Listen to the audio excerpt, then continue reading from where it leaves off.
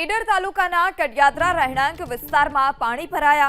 ઈડર તાલુકામાં સરેરાશ 2 ઇંચ વરસાદ, જેમાં જળભરાવની સ્થિતિ જોવા મળી। રહેણાંક વિસ્તાર નજીક ગરનાળાને કારણે રહેણાંક વિસ્તારમાં પાણી ભરાયા। લોકોના ઘરમાં વરસાદી પાણી ઘૂસતા પણ સ્થાનિકો ત્રસ્ત થયા છે। વારંવારની રજૂઆત છતાં કોઈ કાર્યવાહી ન થતા લોકોમાં આક્રોશ। તો अलग अलग विस्तार के जे वरसादी पानी में गरकाव जोवा मळी रह्या छे। लोकोना घरमां वरसादी पाणी घूसता लोकोने घरवकरीने नुकसान पहोंच्युं। स्थानिको पण त्रस्त।